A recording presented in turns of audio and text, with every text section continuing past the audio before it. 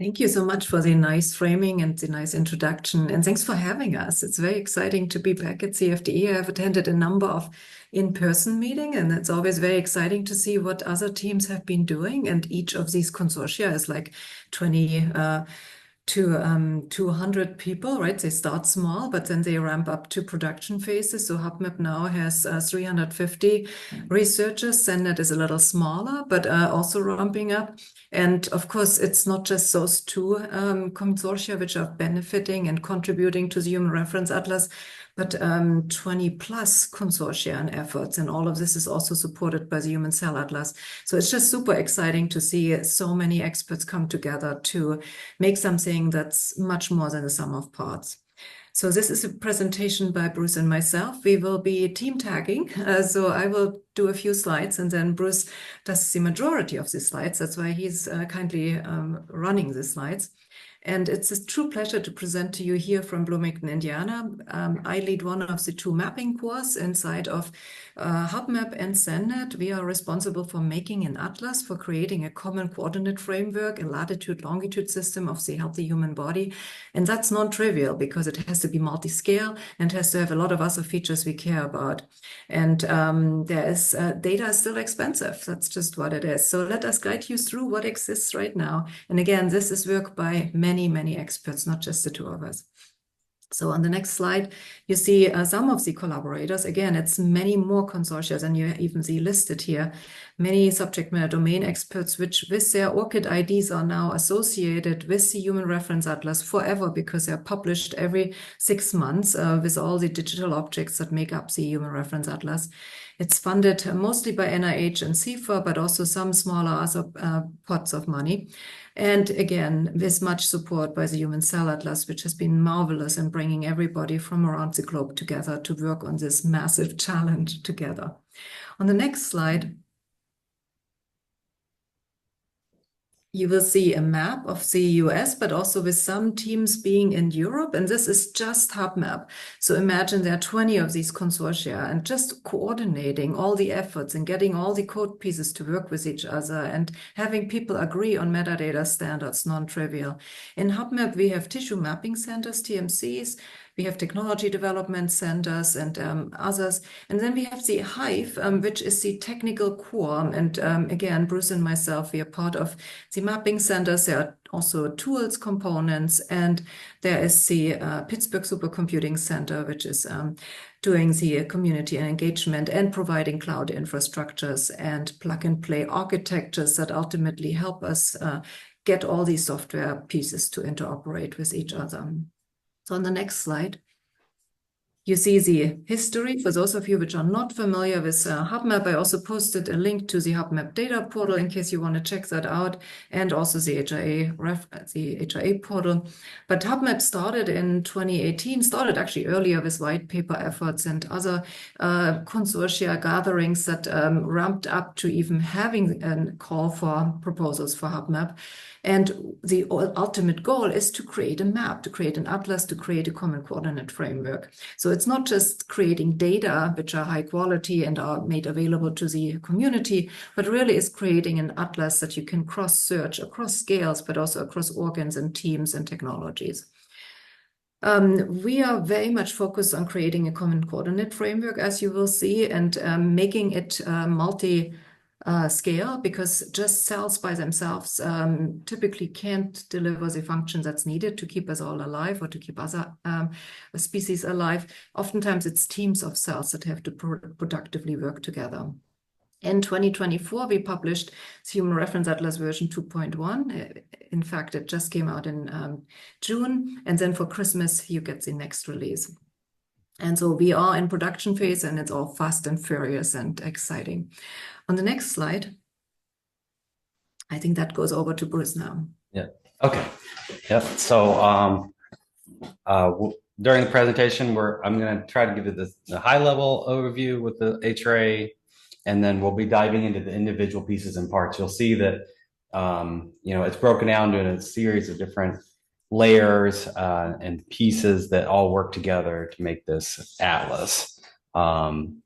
So at a high level, Human Reference Atlas, it defines the space and shape the three-dimensional space and shape of anatomical structures, the cell types and biomarkers that make up those anatomical structures. And they are validated and represented using ontologies, primarily Uberon, FMA, cell ontology, and HGNC for biomarkers. We define how new data sets can be mapped to the HRA, both spatially using the common coordinate framework, but also via ontologies, and even data that's experimental data that's been processed.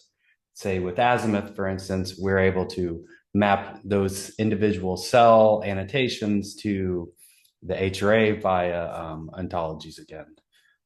So the HRA is authoritative, and it's every digital object as part of the core HRA is DOI'd. It's computable, and we have authors and reviewers for every digital object to approve them as it goes through. It's computable. It's published as linked open data, 5-star linked open data for very easy to access, fair data. And it's open. All of our data and code, all of it's available in permissive open source. And then it's continually evolving as we're, the body contains trillions of cells, and it's a very complicated beast. And we are continuing to evolve our atlas so that it can represent more and more of the human body. So we break it down. So with HRA, we sort of, at a conceptual level, we break down the body into organs that then consist of these functional tissue units like the renal corpuscle. And the functional tissue unit, would say, is like the smallest set of cells that perform some function as part of an organ. And then we go down to cells, and then biomarkers, genes, proteins, and the like. So that sort of is sort of a conceptual level. And then in the core atlas, we define anatomical structures, cell types, and biomarkers in these ASCT plus B tables. The 3D reference organs provide 3D models of the anatomical structure. The 2D FDUs provide 2D illustrations of these functional tissue units. OMAPs provide a algorithm or method by which you can process data and more or less be able to annotate your experimental data with cell types and biomarkers from these OMAPs. And we are modeling the vascular geometry, and a new digital object type that's added in 2.1 are these cell type annotations. So we have multiple tools, Azimuth, cell typist, POP-V, and it will expand over time, but it allows us to say, if you've used Azimuth and use this model that you've trained with Azimuth, your data can be automatically annotated in a way that it can be ingested or brought into the atlas. And so that provides our core. So everything in red has been reviewed by reviewers and signed off by subject matter experts. And then, so on top of the core, we then have some new things come through. So experimental data, like being able to take your data and map it on to the HRA. Being able to, that's the experimental data. HRA POP then can dive into your data and annotate those cells with these cell summaries, and do some other interesting things. And HRA Lit also builds on top of the atlas, providing literature from primarily from PubMed, but may expand over time, literature associated or useful for the atlas.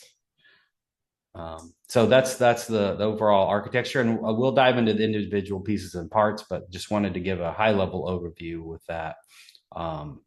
And then, so we'll now talk about user stories, which is an integral part of the HRA.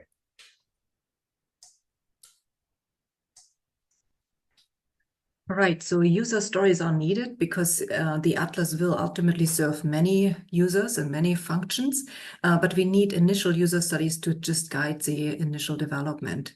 And so here you see that there are some user stories that are centered around construction. So they facilitate the construction of anatomical structures and biomarkers and cell types, tables, but also of 2D and 3D reference organs. And you see that others are supporting usage. So here you are actually using the initial atlas, which is still in draft format, to serve first initial user stories. And two of the user stories guide sustainability because we would like this atlas to be widely adopted and sustained by many. So in the table that you see on the next slide, you see all of those. And so you always have a feature, which is also the name. You have a user role. What are the user groups for which this is intended? You have the activities that the users want to complete. And you have the value added, the return on investment after having done a lot of data wrangling, a lot of code development and user interface design. What do you actually get to see?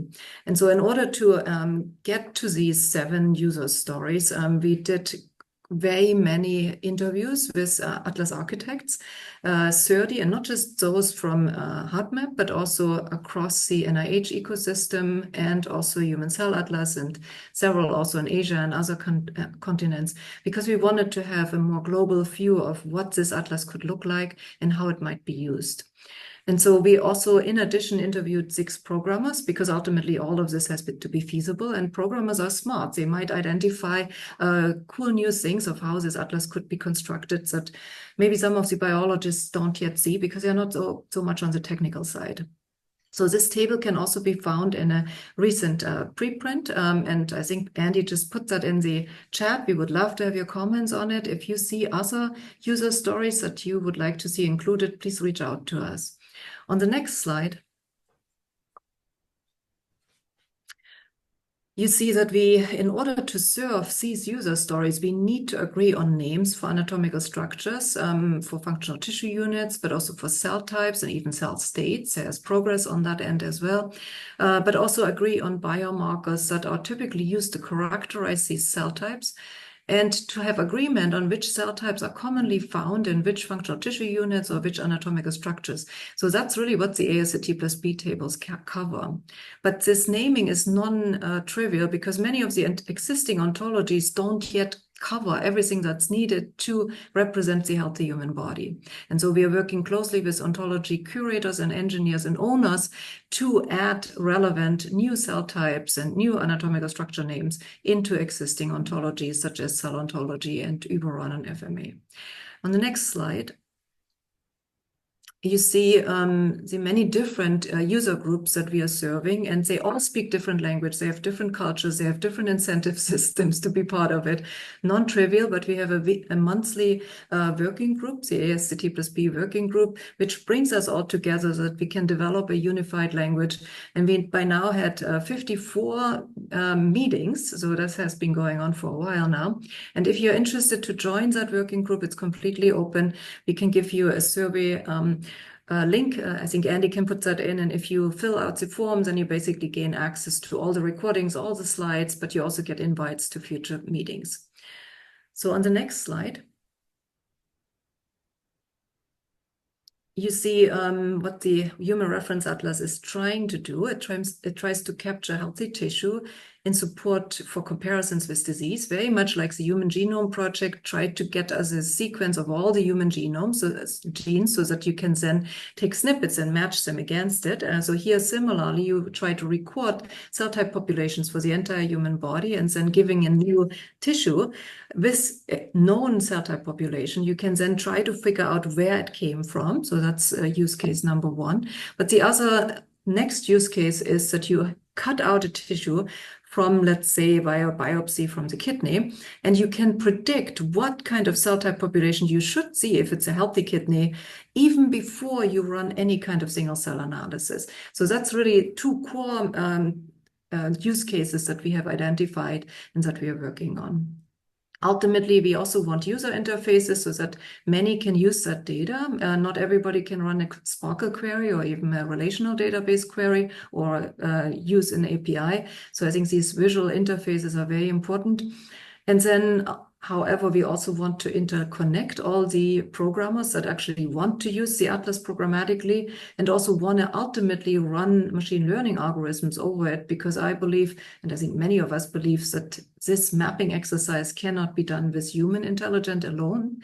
We really need to combine human and machine intelligence to map our human body at single cell resolution across scales.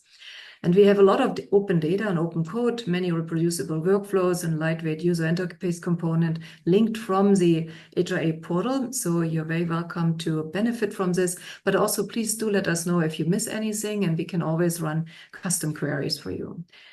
And it's not yet ready for clinical practice. There is no single clinical trial that has been using the Human Reference Atlas. It's just too early.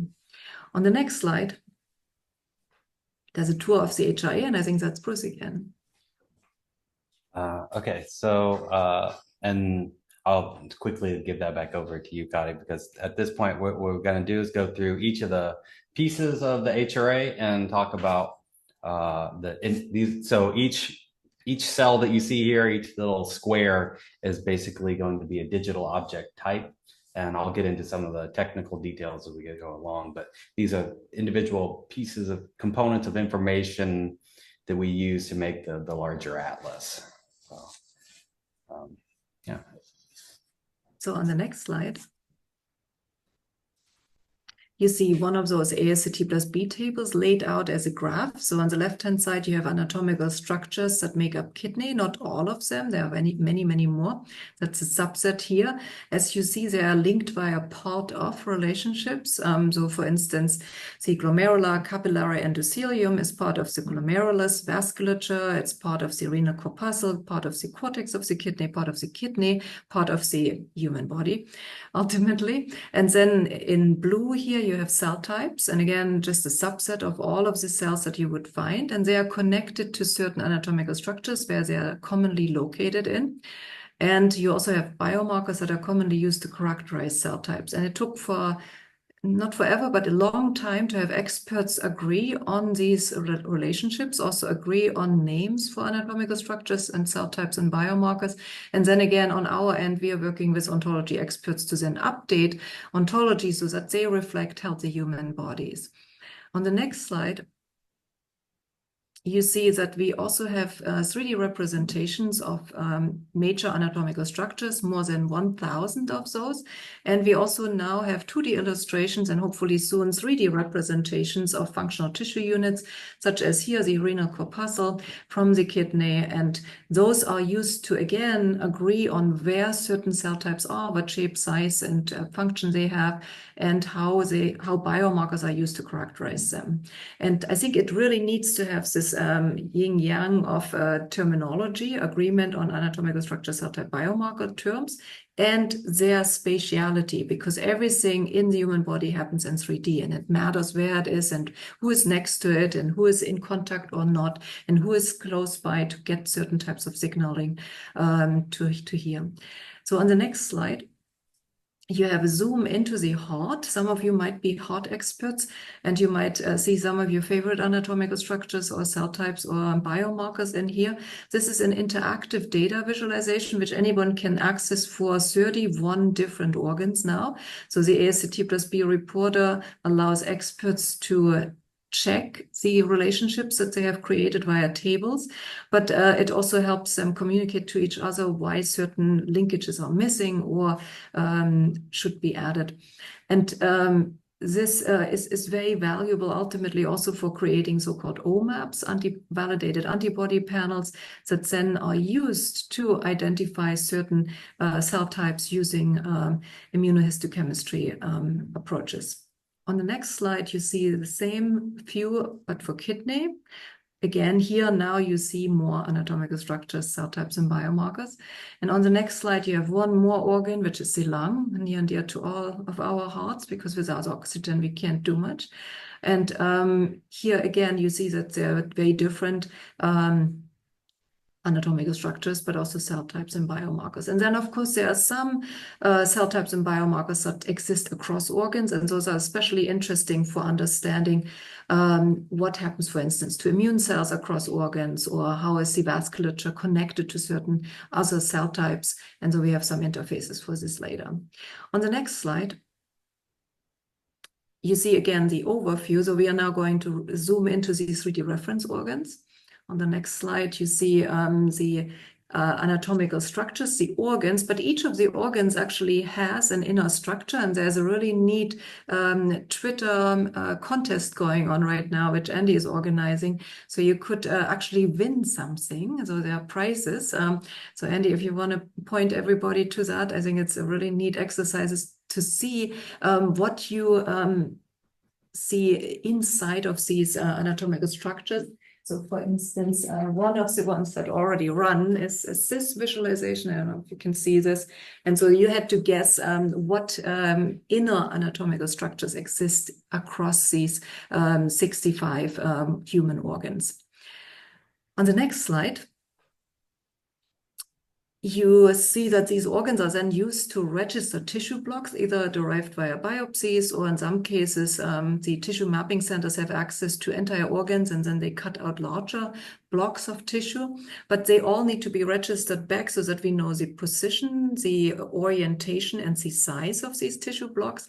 Not always easy, because now you have very large organs and potentially teeny tiny biopsies and few landmarks only, but we are trying to make this as easy as possible for those which have to do the registration. On the next slide, you see we are going to now zoom into the 2D functional tissue unit illustrations. And so here you see the 23 different functional tissue units that all have a very well defined function. And oftentimes you might not realize the size differences between those. We also now have some hierarchical nested FTUs, such as the nephron tubule here on the right, which actually has a number of sub-functional tissue units. And they are quite beautiful, so you can zoom into them. I think on the next slides you have a sequence of them. Bruce, maybe you can just blend through those. And later on, you will see them in action, because you can actually hover over them to see what kind of cell types exist and what biomarker expression levels are normal for any of these cells, which are captured here in these 2D functional tissue unit illustrations. And as you see, they all have a scale bar, they all have names, and they can also be used as lightweight atlas components. And I think Bruce will demonstrate that later. On the next slide, we are now going to move into organ mapping antibody panels. So again, those are used for Codex or CellDive or other spatially explicit approaches that use validated antibodies, and it takes a lot of time and money to arrive at panels that really work. And so there is an entire HuBMAP framework and a Nature paper that maybe Andy can put into the chat, because we would really like other teams to benefit from all that work that HuBMAP and many other teams have completed, where they have gone through possibilities of what providers have, which kind of antibodies that actually reliably work and work together to identify healthy human cells across different tissues and different preservation methods and different technologies. And so maybe reading the paper gets you the most information on this, but this is a really, really important contribution that HuBMAP is making. On the next slide, you have OMAPs in the same format that you already saw for the ASCT+B tables, because here also you have certain biomarkers, here now proteins, which are used to characterize certain cell types, and then the cell types are located in certain anatomical structures. So you have this for kidney, and then on the next slide you have it for lung, and you might even have one more, I don't know. I think we had 2 kidney and 1 lung, but that's I think that's it. That's all I have on this one. So kidney has different assay types, and therefore you have different OMAPs then. On the next slide, you see vascular geometry, very near and dear to our heart, because we believe we could possibly construct in a latitude-longitude system using the vasculature and creating a common coordinate framework this way. And so you see that the aorta coming out of the heart then goes into different cycles throughout the human body, feeding different organs, sometimes going through multiple organs before it comes back to the heart. And it goes across scales and it feeds nearly every single cell in the human body, not quite all of them, but nearly everyone. And so we are interested in collaborating with teams that work on vasculature data and are interested to help us understand how many vessels are connected in which way, with which branching angles, which diameters of vessels, and what biomarkers can be found where. And so on the next slide, you have a video that kind of explains the concept of the vasculature common coordinate framework. So let's play that. The Human Reference Atlas, or HRA, is a major international project bringing together over 1,000 scientists to build a map of all the cells in the human body. But how can we describe the location of something as small as a cell within the whole body? Thinking about how a package is shipped to a building might give us a clue. Although a building has latitude and longitude coordinates, the label lists a street address, which is the position along the road nearest to the building. In humans, blood vessels serve a similar purpose as roads, forming a connected set of pathways throughout the body to deliver oxygen and nutrients to cells. With a roadmap of the blood vasculature, we can assign each cell an address relative to the nearest vessel. This is the concept of the Vascular Common Coordinate Framework, or VCCF. Imagine driving down an interstate highway, which we can compare to one of your red blood cells coursing through a major artery. You exit into a city along a large avenue that branches into a network of smaller streets, which pass through different neighborhoods, just like your red blood cell is taking an exit to enter the vascular network of an organ, where arteries branch into smaller arterioles, passing through subunits of tissues. Finally, you pull into the narrow driveway of the building where you are delivering your package, just as the red blood cell squeezes through a capillary to supply oxygen to a nearby cell. Of course, blood vessels lack street signs. However, we can uniquely identify vessels through a combination of physical properties, such as diameter and branching angle, morphological features, gene expression, and other biomarkers. Altogether, this information forms the Human Reference Atlas VCCF, our roadmap for locating cells in the body.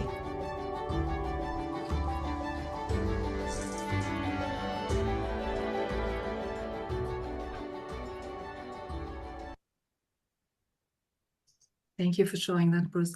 On the next slide, you see how we are trying to get that kind of information. So there's a template that now exists where you have aorta and vena cava and the heptic portal vein for the helium, and then it goes over to feed those 23 functional tissue units ultimately. So the very first complete or partially complete draft of the Human Reference Atlas might just show you the vasculature and how it connects these 23 functional tissue units, because I think that's all we can do with the current HuBMAP funding, but then there's other funding hopefully in the making. And on the next slide, you then see an example of how that looks for kidney. So if you are a kidney expert, you might like to pour over this and agree or disagree with what you see here. So this really gets to the detailed information on how the blood actually flows through the kidney, and it's complicated. On the next slide, you see the same template completed for the lung. Really not easy to get experts to have so much time with us to get that kind of level of detail, but it's needed in order to truly understand how to build that latitude-longitude system. And just like it took generations to map the map of India, right? It took many generations actually to just go via sidelines across the large, vast land. Here, the human body is also quite large if you are down at the single cell level, and it will take time and much expertise. And we deeply appreciate working with so many experts. On the next slide, you see that there are now also cell type annotations. This is on our end called HRA-POP for HRA cell type populations. And we are using different cell type annotation tools such as Azimuth, CellTypist, PopV, and we are considering adding 2 more to identify cell types. These cell type annotation tools do not always agree when they assign cell types. In fact, in some cases, they have 50% agreement, and all other cells have different names if you run them through these 3 tools. And so we will not be the ones that bring order to this, but we can visualize where these tools agree and where they disagree. And hopefully that helps those which develop cell type annotation tools to improve them. On the next slide, I think that's when Bruce takes over. Yes. Okay, so we've been talking about the atlas on the core level, like all these things that are gathered by subject matter experts and worked out and hashed out between experts and users. Then the atlas plus, as in the stuff that's built on top of this core atlas set of data, is this several different. There are several different things now that we have that core. So the first thing we can talk about is experimental data.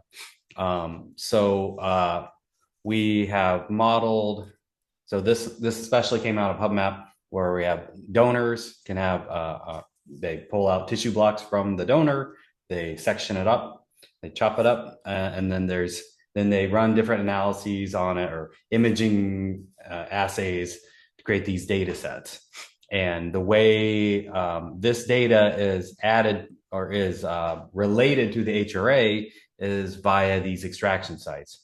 And what an extraction site does is, so we have this RUI, the registration user interface, which you'll see later, where they say, this tissue block, I extracted it from this part of the kidney. It's very specifically from this part of the kidney. And that becomes an extraction site, and that's based on these 3D reference organs that you saw earlier. So there's a graphical interface where they say what size the tissue block is and where it came out of. So on the experimental data level, at this first level, they're able to say, okay, this is my tissue block, this is where it came from. And we don't dive into the data. It's just basically cataloging where in the human body, using the common coordinate framework, part of the HRA, did this come from. So this is the registration user interface. Again, so they can put in the tissue block dimensions, and they basically in a web browser, they can move their tissue block to where it came from, make sure that they're happy with it. You see on the bottom right, these anatomical structure tags. Those are Uberon terms. So this will say, this tissue block is colliding with a kidney capsule, cortex of kidney, and other things, so that from that extraction site, we can know, before we even look at the data, these are some of the anatomical structures that may be in that data based on the location, the placement of that data, that tissue block. Let's see. Okay, and so then once we've cataloged all of them, they can be advertised, not just HuBMAP, but they can be federated across multiple consortia. And that's what you see in the exploration user interface. And this, again, is heart, kidney, and lung. We obviously have a lot more data, but for this presentation, we've just focused in on heart, kidney, and lung. So you see those little blocks. Those are all the registrations that have happened as of sometime in June, I think it was. So you can see they can be cataloged together using this experimental data. Oh boy. Yeah, and then the other thing we have this HRA-POP. So this takes the experimental data and then opens up when that data set is a certain type that we can that we support, we can actually open up that data, and that's generally we have both single cell or single nucleus RNA-seq, or there are a few different types of spatial data that we can support, but primarily the ones that can be processed with Azimuth, CellTypist, or PopV. For those, we have a process where we run through those and generate a cell summary. And the cell summary is just, this is the population of cells that I found and their cell types. And the cell types are ontology terms that are associated with the atlas. So that's another way where we get data. We now can say this tissue block has cells from this data set of this type and this many. This is the population of that. So that's what the HRA POP sort of adds. And then we also use that to inform the atlas based on all this. We've actually processed thousands of data sets like this. Based on the cells that we're finding from these data sets that are associated with these locations in the human body, we can start to say, if you see this anatomical structure, based on the data I've seen, this would be the expected set of cells that you might see in that structure. So this is again why this is Atlas++, because it takes experimental data and uses Atlas core to then create to inform the Atlas further. And here's just some stats about heart, kidney, and lung data sets. See, it's processed. There's 1,000 in this core set that we're talking about here. And then HRA lit is where we take the HRA. So each digital object has papers associated with them. They cite papers that are relevant for that digital object. And in the ASCT plus B tables, each assertion, each anatomical structure, cell type, biomarker pair is given, it should be backed by a specific paper. So we take those papers, we went through to PubMed and found related authors, publications, funded projects, funders. So that then there's a whole nother layer that you can add to the HRA, which is all the academia, all the academic research that's going on around the HRA. And again, so this is from HRA lit version 0.5, about 2.4 million articles for these three organs we identified. Yeah, so this is again, that was the HRA. These are all the pieces of the HRA. And now we can talk about, well, now we have all this cool data. How do we use it? So behind the scenes, each of these types, ASCT plus B table, every table is a digital object, and every 3D reference organ is a digital object. So we process these digital objects to create graphs, an RDF graph that you can query using a graph query language. We use Sparkle, but can be used in other processes. So then each digital object is processed separately and enriched so that by itself, the kidney ASCT plus B table is eminently queryable and useful by itself. But then we combine them together to create the full HRA so that you can, by combining them, you get useful interactions where you can grab the kidney UBRON term, find all the 3D reference organs, the OMAPs, the experimental data associated with it, et cetera. So we publish this as the HRA KG, the HRA knowledge graph, and can be queried, and it was also fair linked open data, so it can very easy to pull these graphs into other graph databases, including Neo4j. So then on top of the HRA KG, we have these APIs so that they can query using Sparkle to create more programmer-friendly interfaces, REST-based interfaces essentially. And then our HRA applications either query the HRA API or query the HRA KG with Sparkle directly. So that's how we sort of build up from our data to user interfaces and applications. So I'll just very quickly, as we're starting to run out of time, just go through some of these interfaces. So the ASCT plus B user interface allows you to create and view ASCT plus B tables. The RUI allows you to register experimental data to the Atlas using these tissue blocks. The exploration user interface has a catalog of all the data that we've registered, and actually the tool itself can be narrowed down for a specific course consortia where needed. And the interactive FTU Explorer allows you to look at the individual functional tissue units and then data associated with it, looking at the cell populations and things like that.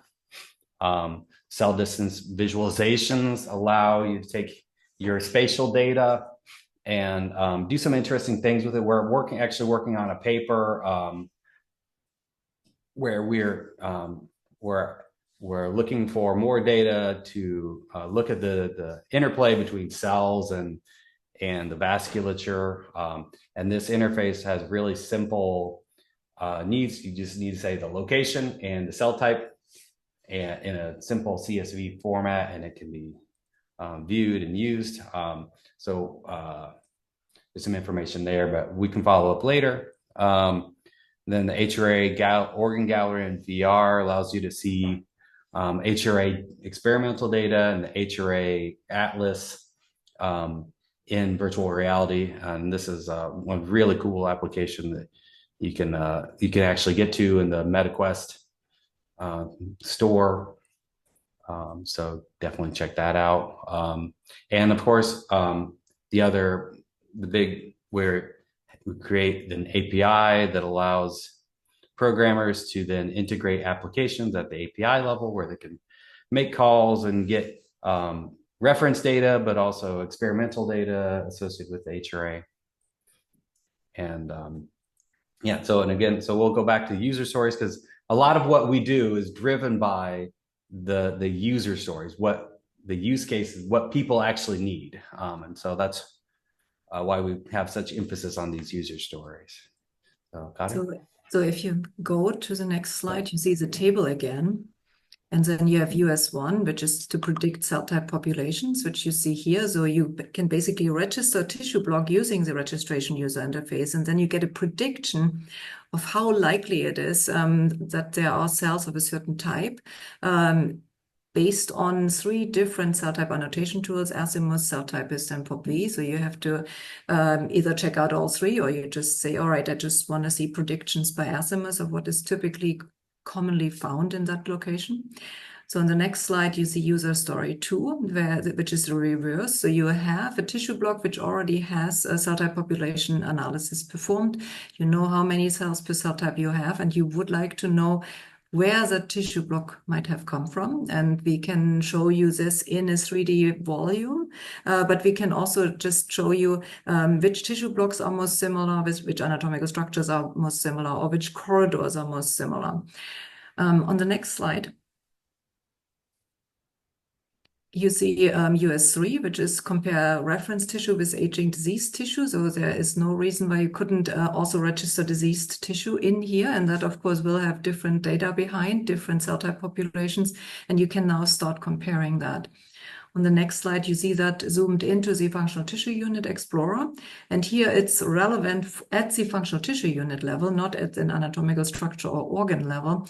And that's really relevant for understanding what happens to these functional tissue units as we age, as BMI grows, as disease comes in.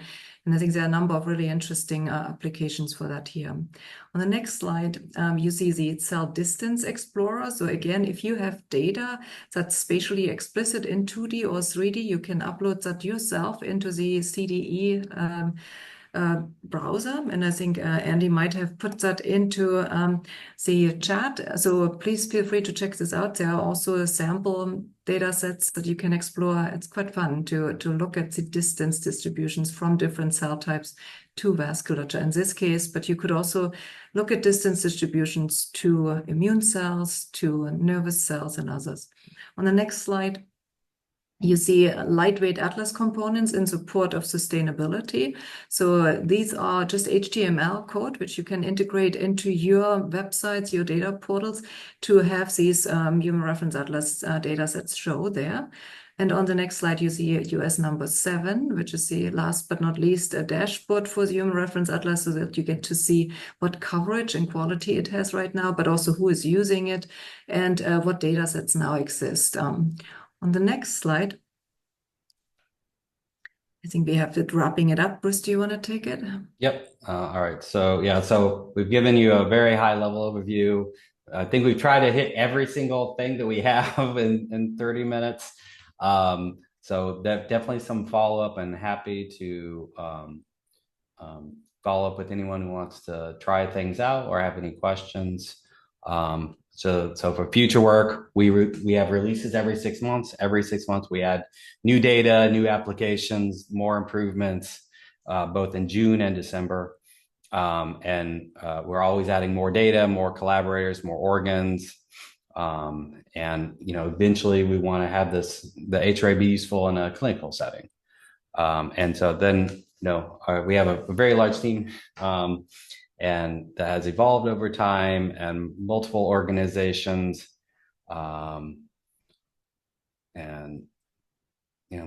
There's some acknowledgements from NIH and NSF. And then some references. References are included, and that's pretty much it. So feel free to email us, and we have a great website too that has all this information, and happy to take some questions.